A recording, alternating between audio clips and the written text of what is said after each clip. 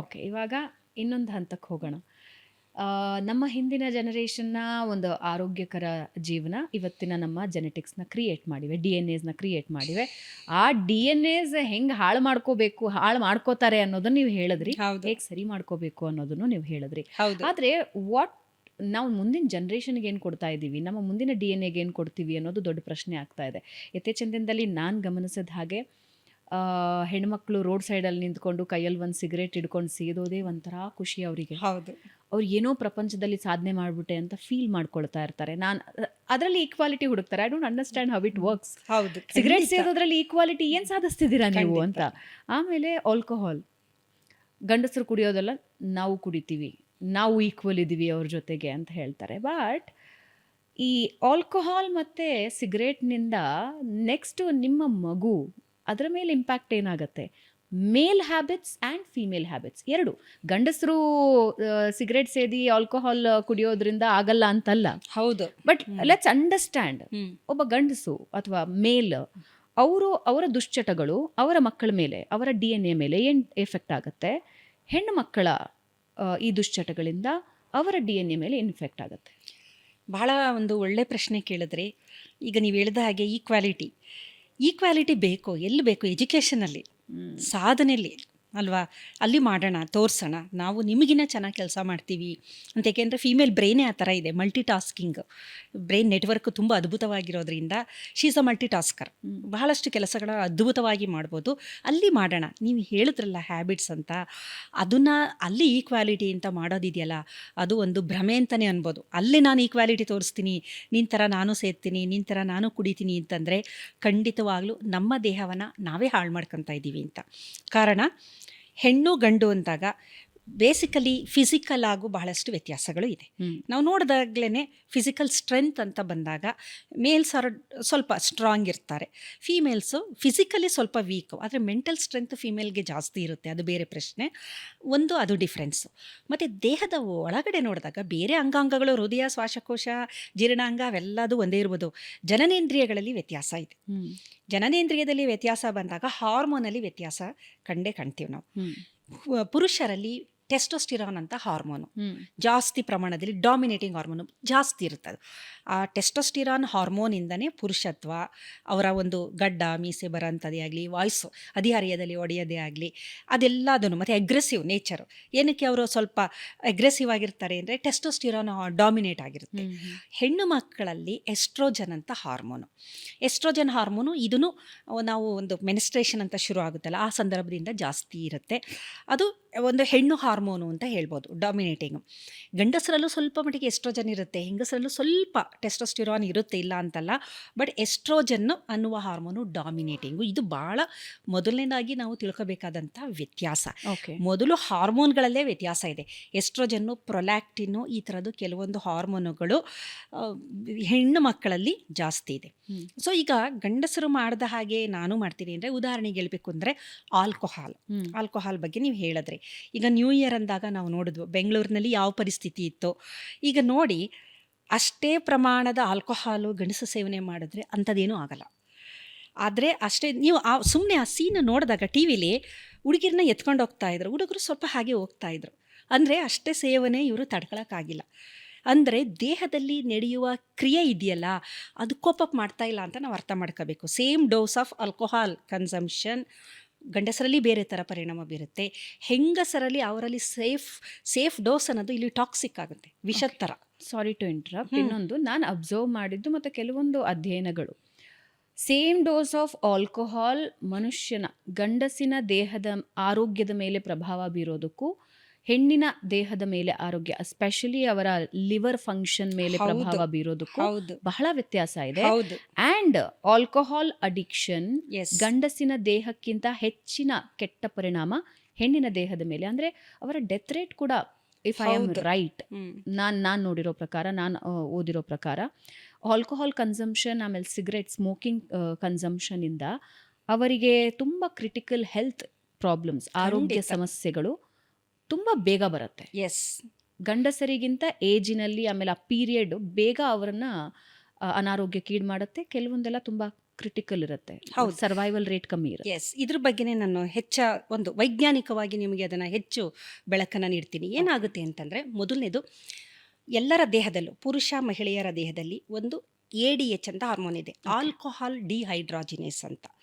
Alcohol ಡಿಹೈಡ್ರಾಜಿನೇಸ್ ಏನದು? ಅದು ಒಂದು ಕಿಣ್ವ ಎನ್ಸೈಮ್. ಈಗ ಆಲ್ಕೋಹಾಲ್ನ ಸೇವನೆ ಮಾಡಿದಾಗ ಈ ಆಲ್ಕೋಹಾಲ್ ಡಿಹೈಡ್ರಾಜಿನೇಸು, ಆಲ್ಕೋಹಾಲ್ ಇದೆಯಲ್ಲ ನಾವು ಸೇವನೆ ಮಾಡಿದ್ದು, ಅದನ್ನು ಆಲ್ಡಿಹೈಡ್ ಆಗಿ ಅದನ್ನು ಪರಿವರ್ತನೆ ಮಾಡುತ್ತೆ. ಆಲ್ಡಿಹೈಡ್ ನಂತರ ಇನ್ನೊಂದು ಎನ್ಸೈಮ್ ಇದೆ ದೇಹದೊಳಗಡೆ. ನಾವು ಏನೇ ಸೇವನೆ ಮಾಡಿದ್ರೆ, ನಾನು ಹೇಳಿದೆ, ಫೈನಲಿ ದೇಹ ಅದನ್ನು ನೋಡ್ಕೊಳ್ಳುತ್ತೆ. ವಿಷನ ನಿರ್ವಿಷಯುಕ್ತ ಮಾಡೋದು, ದೇಹದಿಂದ ಹೊರಗಡೆ ಹಾಕುವ ಕೆಲಸ ನಡೆಯುತ್ತೆ. ಈಗ ನೋಡಿ, ನೈಟ್ ಆಲ್ಕೋಹಾಲ್ ತಗೊಂಡಿದ್ದಾರೆ, ಬೆಳಗ್ಗೆ ಎದ್ದಾಗ ಸರಿಯಾಗಿರ್ತಾರಲ್ವ, ಒಂದು ಸ್ವಲ್ಪ ಹ್ಯಾಂಗ್ ಓವರ್ ಇರ್ಬೋದು, ಆಮೇಲೆ ಸರಿಯಾಗ್ಬಿಟ್ಟು ಮಾರನೇ ದಿನ ಚೆನ್ನಾಗಿರ್ತಾರೆ. ಕಾರಣ, ತೆಗೆದುಕೊಂಡ ಆಲ್ಕೋಹಾಲು ದೇಹದಿಂದ ಮೂತ್ರದ ಮುಖಾಂತರ ಬೇರೆ ರೂಪದಲ್ಲಿ ಹೊರಗಡೆ ಬಂದಾಗಿದೆ. ಸೊ ಅದಕ್ಕೆ ಅವನು ನಾರ್ಮಲ್ ಆಗಿ ಇರ್ತಾನೆ. 2 ಎನ್ಸೈಮ್ಗಳನ್ನ ಬಗ್ಗೆ ಬಹಳ ನಾವು ತಿಳ್ಕೊಂಡಿರಬೇಕು. ಒಂದು ಆಲ್ಕೋಹಾಲ್ ಡಿಹೈಡ್ರಾಜಿನೇಸ್ ಅಂತ, ಇನ್ನೊಂದು ಆಲ್ಡಿಹೈಡ್ ಡಿಹೈಡ್ರಾಜಿನೇಸ್. ಮೊದಲನೇದು, ಆಲ್ಕೋಹಾಲ್ ಸೇವನೆ ಮಾಡಿದಾಗ ನಾವು ಸೇವಿಸುವ ಆಲ್ಕೋಹಾಲು ಆಲ್ಡಿಹೈಡ್ ಆಗಿ ಕನ್ವರ್ಟ್ ಆಗುತ್ತೆ. ನಂತರ ಇನ್ನೊಂದು ಎನ್ಸೈಮ್ ಬರುತ್ತಲ್ಲಿ, ಅದು ಆಲ್ಡಿಹೈಡ್ನ ಸಿಟ್ರಿಕ್ ಆ್ಯಸಿಡ್ ಆಗಿ ಕನ್ವರ್ಟ್ ಮಾಡುತ್ತೆ, ಫೈನಲಿ ನಿರ್ವಿಷಯುಕ್ತ ಮಾಡುತ್ತೆ.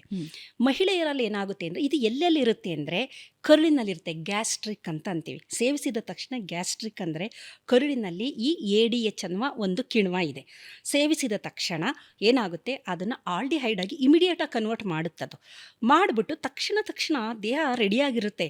ಏನೇ ಬಂದರೂ ಒಂಥರ ಯುದ್ಧದಲ್ಲಿ ರೆಡಿ ಇರ್ತಾರಲ್ಲ ಸೋಲ್ಜರ್ಸು, ಆ ಥರ. ತಕ್ಷಣ ಏನು ಮಾಡುತ್ತೆ, ಅದನ್ನು ಸಿಟ್ರಿಕ್ ಆ್ಯಸಿಡ್ ಆಗಿ ಲಿವರ್ಗೆ ಹೋಗುತ್ತೆ. ಅಲ್ಲಿಂದ ಲಿವರಲ್ಲಿ ಇದೆಲ್ಲ ಪ್ರಾಸೆಸ್ ನಡೆದು ದೇಹದಿಂದ ಹೊರಗೋಗುತ್ತೆ. ಮಹಿಳೆಯರಲ್ಲಿ ಏನಾಗುತ್ತೆ, ಕರುಳಿನಲ್ಲಿರುವ ADH ಪ್ರಮಾಣ ತುಂಬ ಕಮ್ಮಿ, ತುಂಬ ಅಂದರೆ ತುಂಬ ಕಮ್ಮಿ ಗಂಡಸರಿಗೆ ಹೋಲಿಸಿದ್ರೆ. ಸೊ ಆಲ್ಕೋಹಾಲು ಆಲ್ಡಿಹೈಡ್ ಆಗಿ ಕನ್ವರ್ಟ್ ಆಗೋದಿಲ್ಲ, ರಕ್ತಕ್ಕೆ ಹೊರಟೋಗ್ಬಿಡುತ್ತೆ ಅದು. ಅದೇ ಥರ ಲಿವರ್ಗೆ ಹೋಗುತ್ತೆ.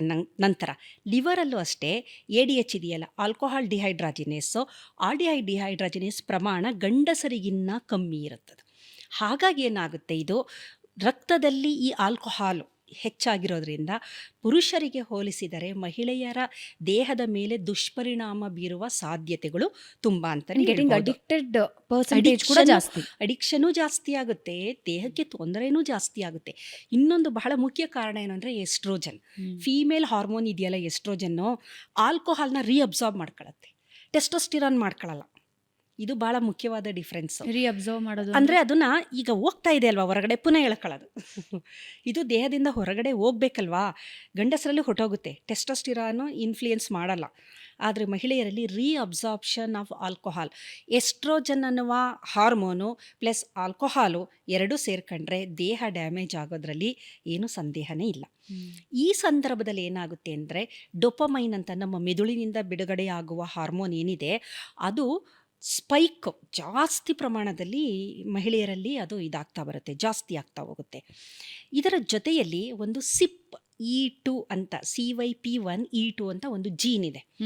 ಆ ಜೀನ್ ಲಿವರಲ್ಲಿರೋ ಅಂಥದ್ದು, ಅದು ಆ್ಯಕ್ಟಿವೇಟ್ ಆಗಿ ಏನಾಗುತ್ತೆ, ಆಲ್ಕೋಹಾಲ್ ಯಾರು ಸೇವನೆ ಮಾಡಿರ್ತಾರೆ ಅಂಥವರ ಲಿವರ್ನಲ್ಲಿ ವಿಷಗಳನ್ನು ಬಿಡುಗಡೆ ಮಾಡುತ್ತೆ, ರಿಯಾಕ್ಟಿವ್ ಆಕ್ಸಿಜನ್ ಸ್ಪೀಶೀಸ್ ಅಂತ, ಅದನ್ನು ಜಾಸ್ತಿ ಬಿಡುಗಡೆ ಮಾಡ್ತಾ ಬರುತ್ತದೆ. ಮಹಿಳೆಯರಲ್ಲಿ ಇವೆಲ್ಲ ಜಾಸ್ತಿ ನಡೆಯೋ ಅಂಥದ್ದು, ಪುರುಷರಲ್ಲಿ ನಡೆದರೂ ಸ್ವಲ್ಪ ಪ್ರಮಾಣದಲ್ಲಿ ನಡೆಯುತ್ತೆ. ಮಹಿಳೆಯರ ದೇಹದಲ್ಲಿ ಇದು ಜಾಸ್ತಿ ಪ್ರಮಾಣದಲ್ಲಿ ನಡೆಯೋದ್ರಿಂದ ಲಿವರ್ ಸಿರೋಸಿಸ್ ಆಗ್ಬೋದು, ಲಿವರ್ದು ಇನ್ಫ್ಲಮೇಷನ್ ಆಗ್ಬೋದು, ಲಿವರ್ಗೆ ಸಂಬಂಧಿತ, ಮತ್ತು ಇದು ಫ್ಯಾಟಿ ಲಿವರ್ ಈಗ ಹೆಚ್ಚಾಗ್ತಿದೆಯಲ್ಲ, ಫ್ಯಾಟಿ ಲಿವರ್ ಅನ್ನೋದು, ಇದೆಲ್ಲ ಜಾಸ್ತಿ ಆಗುವ ಸಾಧ್ಯತೆಗಳನ್ನು ನಾವು ನೋಡ್ತಾ ಬರ್ತೀವಿ. ಇದರ ಜೊತೆಯಲ್ಲಿ ಮಹಿಳೆಯರು ಆಲ್ಕೋಹಾಲ್ನ ಸೇವನೆ ಮಾಡಿದಾಗ ಗಾಬಾ ಅಂತ ಒಂದು ನ್ಯೂರೋ ಟ್ರಾನ್ಸ್ಮಿಟರು ನಮ್ಮ ಮೆದುಳಿನಲ್ಲಿರುತ್ತೆ. ಗಾಬಾದ ಪ್ರಮಾಣ ತುಂಬ ಜಾಸ್ತಿ ಆಗಿಬಿಡುತ್ತೆ.